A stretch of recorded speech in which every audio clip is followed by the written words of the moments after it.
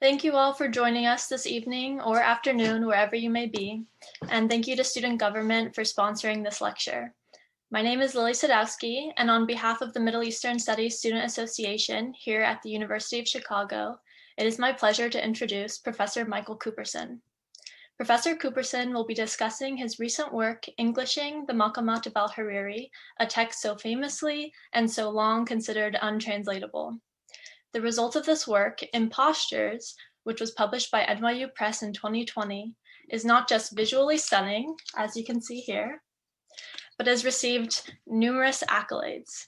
Longlisted for the 2020 Sheikh Zayed Book Award in the translation category, named the best translated book of 2020 by Open Letters Review, and called one of the top 10 books of 2020 by the Wall Street Journal, Impostures was most recently a finalist for the 2021 Prose Award in the Literature category.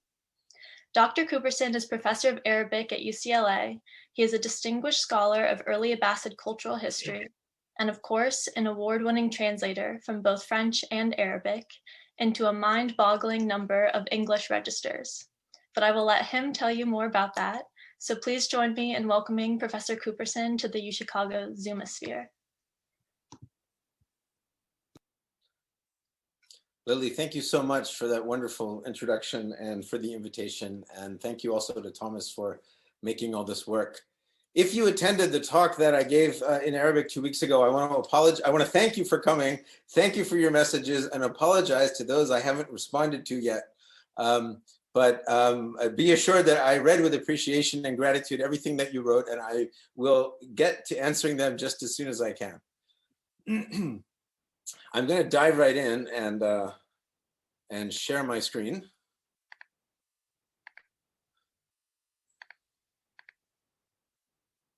So our topic today is this book, the Maqamat of al-Hariri, who died in 1122, and my attempt to translate it, which is Impostures, a title for which I credit Professor Shaukat Turawa of Yale University. We had a lot of trouble translating the word maqama. When I say we, I'm speaking of the editorial board of the Library of Arabic Literature, who sponsored this translation, and you can see many of our productions, I think, behind me. So the translation appeared within that series, and Shaukat, as one of the editorial board members and someone closely involved with the translation, said, hey, why don't we call them Impostures? And so in a moment, we'll see, I think, why that's an appropriate translation. And the wonderful cover art, which Lily mentioned, is by a Los Angeles artist named Hive Kahraman. So I want to give a big shout out to her. There's art of hers on the outside, and then the inside is from the famous paintings by al-Wasiti of the Maqamat that are in the well-known Paris manuscript. But what is a maqama?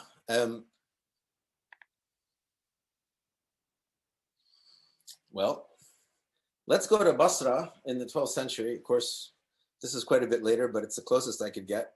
And this is al-Hariri as he's depicted on the cover of a modern biography.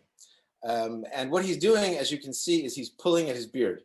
And the reason he's doing that is that he was under enormous pressure, self-generated, to write 50 maqamat, reportedly in order to outstrip his predecessor, the inventor of the maqama, a man named al-Hamadani, and very intimidatingly nicknamed the Wonder of the Age. So al-Hariri, a century or so later, sets out to outdo his predecessor in the writing of maqamat, and in so doing, blackened, as he says, page after page, pulling all the time on his beard until he'd removed all the hair. So that's what he's actually being depicted doing. So this was a high wire act. It was a very tense undertaking. But what is a maqama? Well, briefly put, and for the purposes of this talk, there are many other kinds of maqamat in other languages and in Arabic as well. But it's a story that uses the adventures of a hard-drinking preacher named Abu Zayd. And here he is on the left preaching. And here he is on the right drinking, to illustrate the complexities of the Arabic language. This has been, the point of all of this has been aptly described by our colleague Jeannie Miller as showing off what Arabic can do. This is something that she wrote to me in an email, and I thought it was great, and I put it in my introduction, properly credited, and several reviewers have basically presented it as me saying this, which I wish I had, but it's actually her. And it's a really nice description. So in what ways does it show off what Arabic can do? First of all, the book rhymes from beginning to end. The whole collection of Maqamat, of the 50 Maqamat, rhyme from beginning to end. And that, I'm not talking about the verse, of which there is quite a bit, but rather of the prose itself, which rhymes. There are allusions to all of the exemplary works of Arabic literature, religious and otherwise. And there's a profusion of word games. So riddles, puns, palindromes, which are sequences that read the same, whether forward or backward, lipograms, which are compositions based on a certain constraint, like not using certain letters, and so on. So I want to give you a brief example of this, and I apologize to those who attended the Arabic talk because I used the same example. But it's a nice one. So when Abbasid is preaching in the mosque, part of his sermon, of which the beginning is cut off here, but part of his sermon includes the following passage. للإسلام ممهدا وللملة موطدا ولأدلة الرسل مؤكدا وللأسود والأحمر مسددا وصل الأرحام وعلم الأحكام ووسم الحلال والحرام ورسم الإحلال والإحرام. So as you doubtless noticed, there's a rhyme. There are internal rhymes and there are word final rhymes. And that's easy to hear. But you might not have noticed that every letter used in this passage is one of the Arabic letters that does not have a dot. So that's about half of them. So this was written without the use of any of the dots, which is a formidable constraint. But of course, hearing this, you don't notice that. Even seeing it, you wouldn't notice until someone points it out.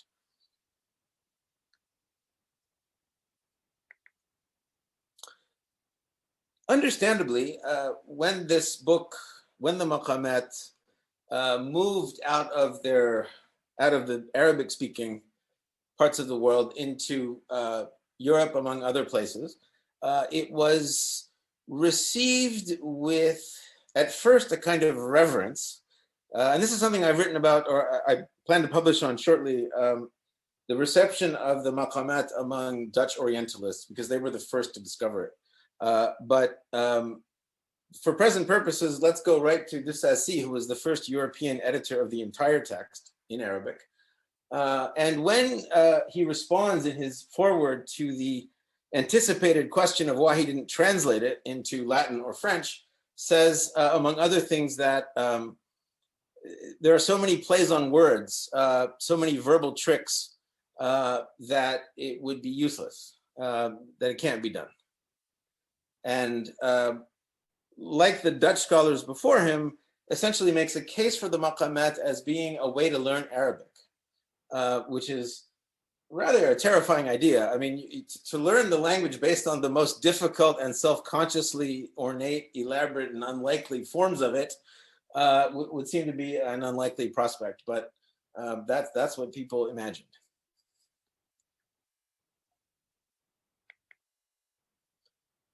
The Maqamat were put fully into English in the mid to late 19th century by two translators, one of whom, Thomas Chenery, essentially takes Disapproved at his word and says, yes, these Maqamat, these texts are worth studying as a way of learning Arabic. So what I've done is to produce an edition for students that is that's basically a lexical, a literal, a word-for-word rendering of the content of the original, with which the student can then learn the intricacies of Arabic. And so his translation, he says, makes no attempt to imitate the plays on words or the rhyme of the original. So it's a kind of translation, but a timid and limited kind of translation. Very useful to me as another translator, of course. but modest in its declared aims.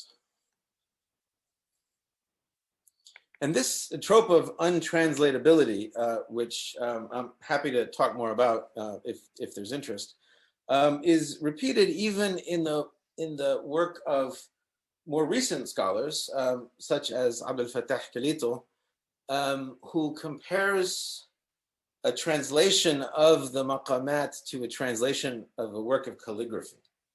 So the idea, presumably, is that in the calligraphy, the salient feature is the form, and so any rendering of the content is banal. Now, he doesn't actually address the possibility of trying to render the calligraphic image in another calligraphic image, thereby replicating the form. So it's something I'd like to ask him about, because I'm sure he's got a reply. Now, what is ironic and striking about all of these protestations about untranslatability is that even in the time of Dussassi, the Maqamat of al-Hariri had successfully been translated already. And the person responsible was a scholar from Andalus who ended up in Syria named al-Hariri. And al-Hariri's translation is a masterpiece. And the only thing to be regretted about it is that only half of it survives. And there's reason to think that he did actually translate all of it. And why it's a masterpiece is that it not only retains the rhymes in the prose and the verse, but also Hebraizes and Judaizes all of the content. So that all of the allusions to the Quran and the Hadith and Arabic poetry are all replaced by allusions to the Bible. And it's all extremely artfully done. And really deserves to be better known as one of the great masterpieces of translation in human history. But even in the 19th century, when we found all of those learned Orientalists protesting at the untranslatability of this work, we have Friedrich Rückert, the famous German Romantic poet, who did his own rendering into German. And again, it's a transculturation. He calls it a Nachbildung, a recasting of the original, where he quite explicitly says that I'm not going to treat this as a document of life, of Oriental life, because the allusions are too far-fetched to make sense to German speakers. The only thing I can replicate is the grotesque wordplay, which he labels using various opprobrious labels, but it's clear he enjoys it a great deal. And he does a brilliant job of reproducing it.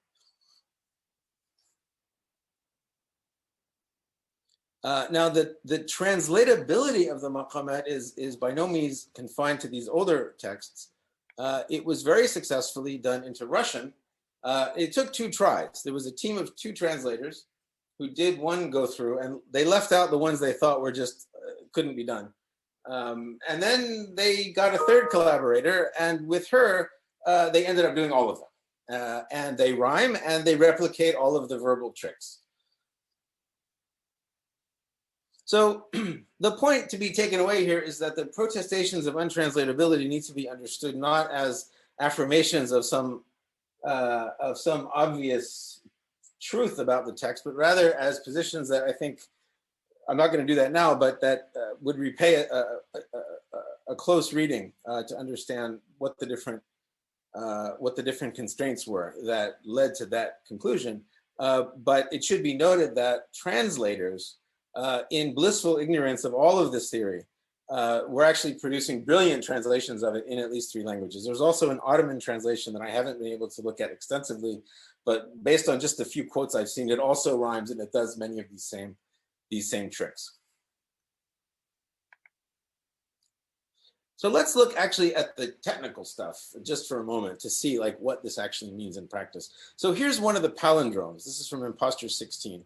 And if you know the Arabic script and you look at the top line on the left side, it says Lum Akhan Mal. The setting is that a group of men are speaking in a mosque about verbal tricks, and they set a game where each one has to outdo the other in composing palindromes spontaneously. And so the first one says, Lum akhan mal, rebuke a brother who is bored. And if you look at the bottom, you see the characters actually just split out one by one. lam, mim, alif, kha, alif, mim, lam, which run the same way backwards and forwards. So that's an example of a very short palindrome. And in the Hebrew, you can see that even if you don't know the Hebrew script, it's left to right, but right to left doesn't matter now. The phrase, which is not identical in content to the Arabic, is, however, palindromic.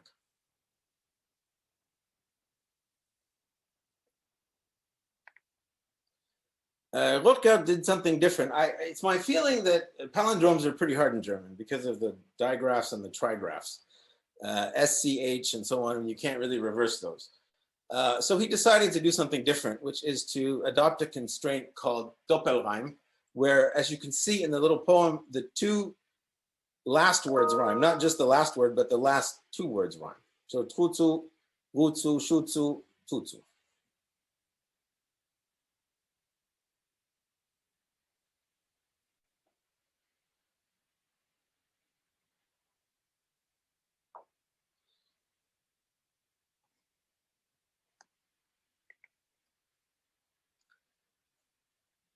If anyone can read Russian and would like to read this passage for us, I would be very grateful. And I think if you raise your hand, then Thomas will be able to unmute you.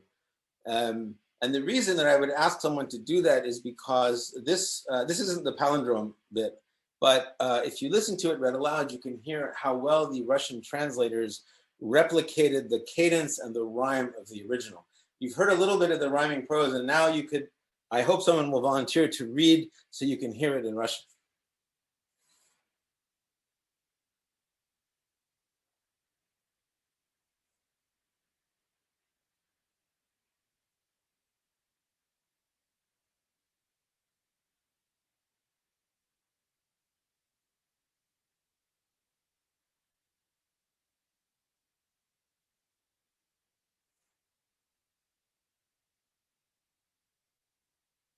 Do we have any Russian volunteers?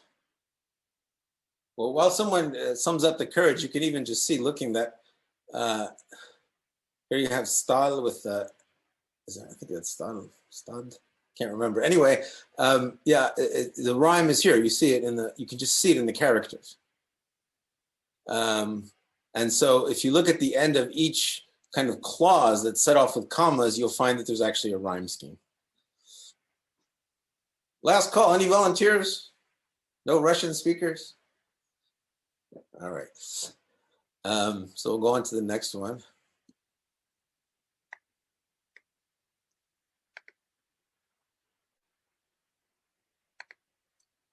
Oh, I should mention also that there is a Chinese translation which does rhyme, but in the samples that I've been able to ask people about, turns out not to do the other tricks. So the palindromes and so on aren't replicated, although we have a colleague in China who is now, she's just published a Chinese translation of al-Hamadani, who was the first Maqamat writer. And as I understand it, she's now working on a fully rhymed translation of al-Hariri. And I heard a little bit of it, she read for me, and it was just fantastic. So if you're a Chinese reader, then you can look forward to this.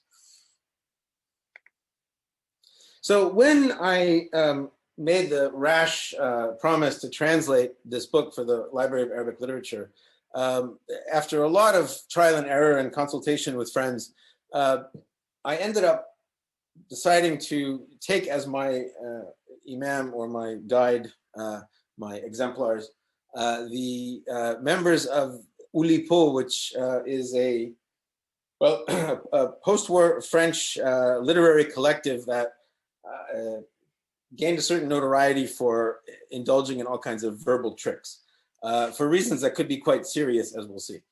And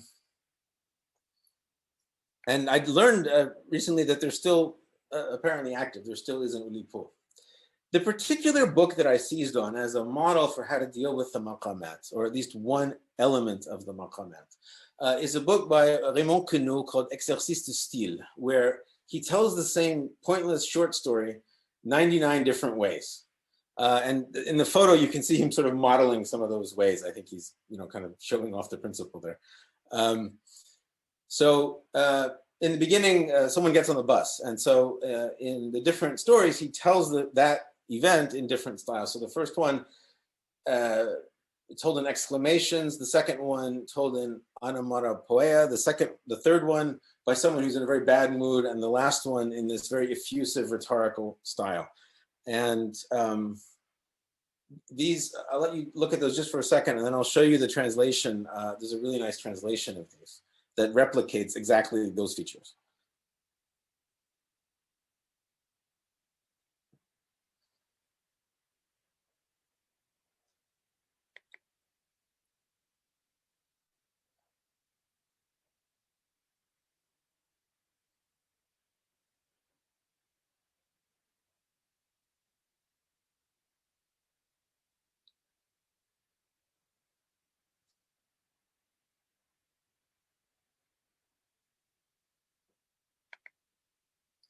I was also inspired by the work of my colleague Amy Richland, who's in the Department of Classics at UCLA, who translated 3 plays by the Roman playwright Plautus. And her argument is that Plautus was loud and funny and vulgar in Latin, and so he should be loud and funny and vulgar in English. And so she put him into 3, each of the plays into a different then current LA slang. And so it's really quite a performance. And at some point she says, you know, I offer these really as a way to encourage you, the reader, to put them into your own jargons and idiolects and to perform them. So, wow, okay, I saw it could be done. And the element of so that deals, that was something that helped me think about how to deal with the rhyme as a constraint. That perhaps the way to deal with the stories then was to put each of them into a different style so that the constraint would be adherence to the stylistic model, which is something that happens at the micro level, the word-to-word level, in the same way that rhyme generates a kind of buzz and a kind of suspense. How is the speaker going to clinch the rhyme? When is the rhyme going to shift? When is the meter going to shift? All of those things can come into play in pastiche and imitation as well. I also liked about Queneau the idea that, well, if you don't find one of the stories particularly compelling, you can just move on to the next one because there are 99 and they're all short. And that seemed like a good model for dealing with 50 episodes that aren't really connected. So that dealt with some of the problems. But then there's the question of wordplay and constraint. And I really wanted to follow the Hebrew translation and the German translation and the Russian translation and try to actually address that. And again, Oulipo comes to the rescue. This is a novel called La Disparition, as I'm sure many of you know. It lacks the letter E. And so here you can see an example.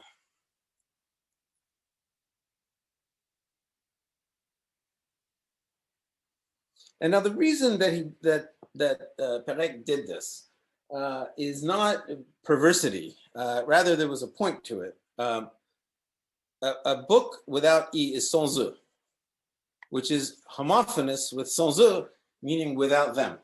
This book was written after the Second World War, in which members of Perec's family were killed or killed in battle or killed in concentration camps.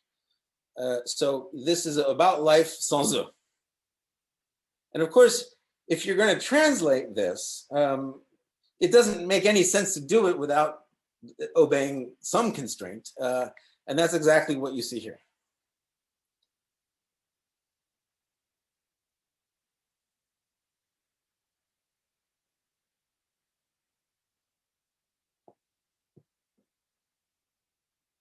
And of course, the title had to be, couldn't be a disappearance because that's got an E in it. So there's a kind of nice meta twist in the title where it's avoid.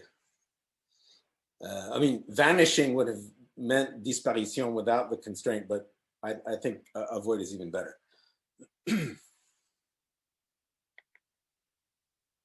So to summarize then, the approach that I settled on after a great deal of trial and error and good advice was to substitute for the rhyme prose constraint, the style constraint. To put each maqama into a different style, whether it's historical or global or jargonic in English. I don't know if jargonic is a word, I just made it up, but I couldn't think of any sifa from jargon. so that would address the element of constraint in the actual composition of the prose. And it would also thematically resonate with the idea that Abu Zayd is constantly being referred to as someone who is immutable, who assumes different guises, who can speak in any way he chooses. And that's a really critical element of the whole thing that I think ultimately does justify this choice. And then the allusions, following the model of Hariri, to replicate the allusions to the Arab literary archive with allusions to the archive of world Englishes. And finally, not to shy away from the puns, the riddles, the palindromes, the constrained writing, to actually commit to replicating them somehow. Inspired by the fact that English and French have the same graphic conventions, and plenty of people writing in French in Oulipo did those things, did the same things Hariri has done, and there's no reason to ignore that experiment. So I want to show you some examples. That's really the point of all this.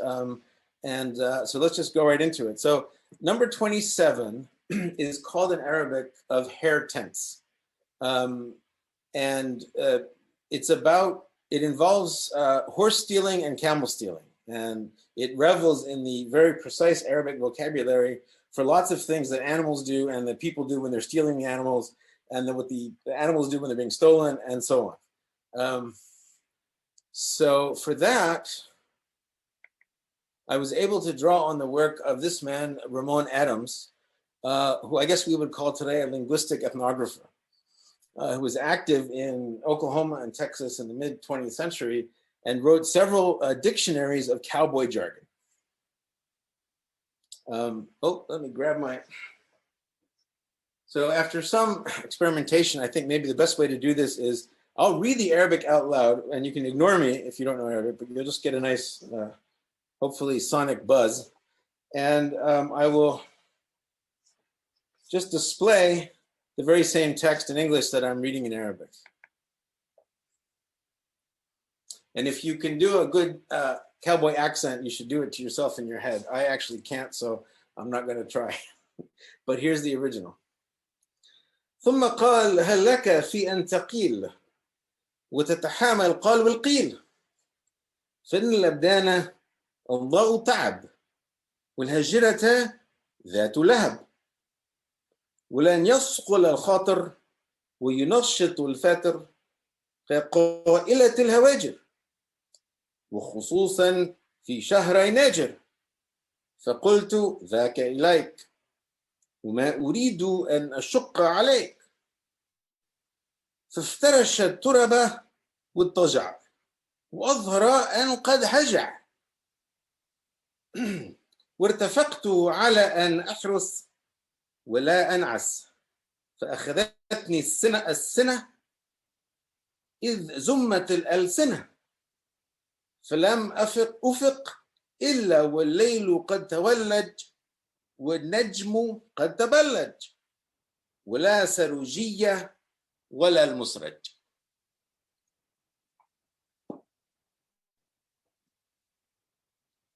If there are any cowboys in the audience who can do a good reading, feel free to speak up now. Professor Sean Anthony, the very distinguished historian of early Islam, does a great reading of this. Just saying. All right, the next one is one of several stories in which Abu Zayd, in order to profit from the gullibility, as he perceives it, of various judicial officials, stages a kind of spurious law, dispute at law. So he and one of his confederates, it's usually his wife or his son, go with him to the court, and they plead some absurd case to show off their verbal ability, hoping that the judge will take pity on them and give them money. So in this episode, what happens is that Abu Zayd goes to the judge and accuses his son of stealing a poem of his and rephrasing it in such a way that ruined it. And so there's a kind of verbal battle between the father and the son about how to restructure poetry, basically. And so what I decided to do for this one was to choose a setting where there are two different there's an older language and a younger language, split generationally. And one of the places where that happens is in London, where there was a Cockney substratum. I did another Maqamat in Cockney, but so this is different. That was then overlaid with the English spoken by immigrants from places like Jamaica, which then leads to a kind of hybrid Cockney Jamaican, which Londoners call London street slang, which is spoken now by people who have nothing to do with Jamaica, and which linguists call London multicultural English or multicultural London English. So I went online and I found an expert in this who is Mel Tom, who's a content creator. I urge you to go to his YouTube channel. I watched his stuff incessantly. I wrote up a draft based on grammars of Jamaican, grammars of MLE, and then I sent it to him. And he very kindly corrected it and improved it. So this is a collaborative work. He's really, I mean, he's not a professional linguist, but he's a fluent speaker of every variety that you see in this text.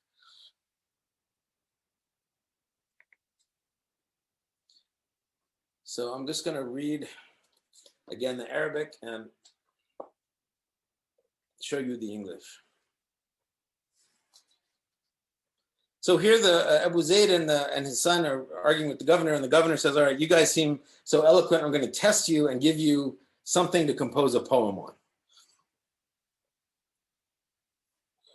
فقال إني مولع من أنواع البلاغة بالتجنيس وأراه لها كالرئيس فانظم الآن 10 أبيات تلحمانها بوشيه وترصعانها بحليه وضمناها شرح حالي مع إلف بديع الصفة ألمى الشفة مليح التثني كثير التيه والتجني مغرا بتناسي العهد وإطالة الصد وإخلاف الوعد وأنا له كالعبد.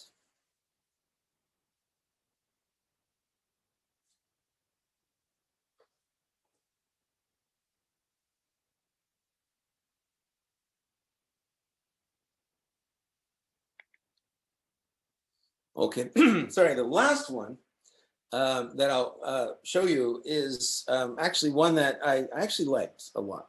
And I think it's not accidental because I actually ended up learning a lot about Middle English and very early varieties of English. And as it should be appropriate, medieval English turned out to be a very nice match, or at least I think it might be with al-Hariri. So this is the final episode when, after 49 stories about his escapades and his being a mountebank and a con man and a trickster and a swindler, Abbasid apparently reforms. He gives a speech in Basra where he says that Basra is a holy city and that if I pray to God, he will reform me. And it's a scam he always pulls. But this time, God actually, or at least he reports later, that God actually brought about a conversion of his heart. And there are critics like Katia Zakaria, for example, who have argued that, yeah, I mean, this is a genuine conversion, that the character reforms and that the whole book is a Sufi allegory. I don't agree. As Daniel Beaumont has pointed out, I mean, we're not dealing with real people or even with characters in the modern sense of that term. He calls Abbasid the materialization of a function. But setting that aside for now, I think one of the things that comes through very clearly is that even after he's reformed, Abbasid doesn't display any of that joy that mystics talk about when they finally have that breakthrough and they become experientially conscious of the inseparability of all existence. Whereas here, Abbasid just keeps praying with this kind of maniacal ferocity, as if he's going to somehow pray his way through to the other side. And This is very much the tone of frustration and aspiration that you find in the work of Marjorie Kemp, the 14th century English mystic. And so she was a fantastic fit for this. The only problem is she wrote in Middle English. So that was kind of a challenge. The other thing is that at one point in this story, Abbasid delivers this kind of moment of self-praise where he talks about all the places he's been and all the things he's done. And for that, it didn't work well with Kemp's style, so I drew on the travels of Sir John Mandeville, who is obviously writing fantastic travel. And so between Marjorie Kemp and Sir John Mandeville, we managed to get this this final Maqamat into something resembling Middle English.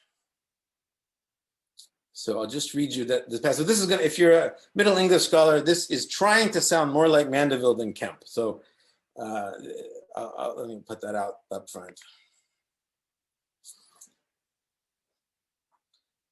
So I have my Middle English pastiche at the top, and then the literal translation of that into modern English at the bottom. So here's the Arabic.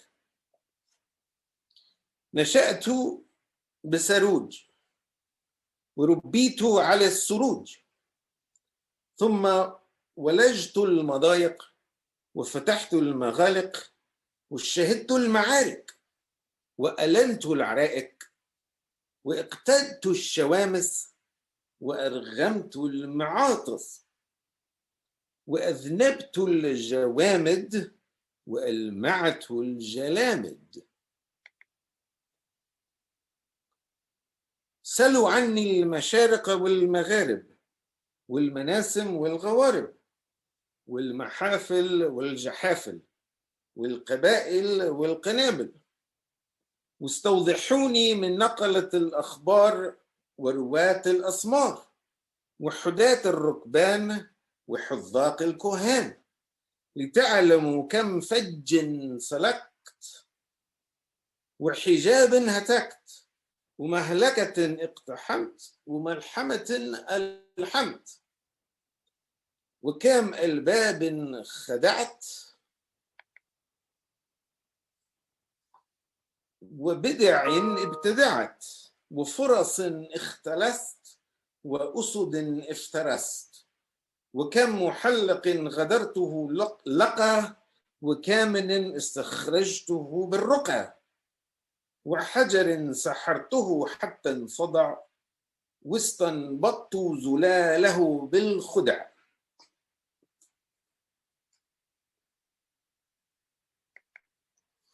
So I just want to conclude then with a citation from Abd Salam bin Abdul Al, who is a distinguished Moroccan translator and theorist of translation.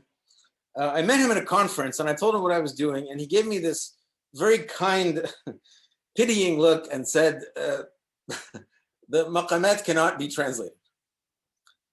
And coming from him, that's kind of a blow, right?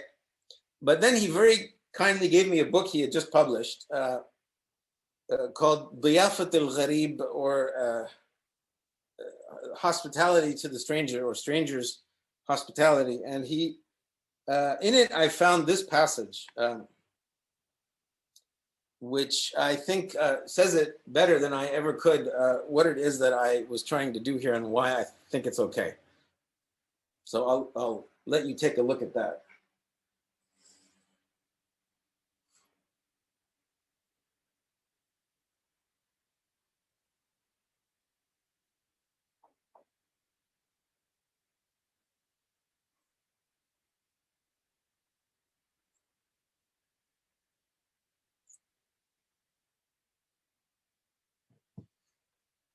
And maybe to help the discussion get started, I'll just put up for you there.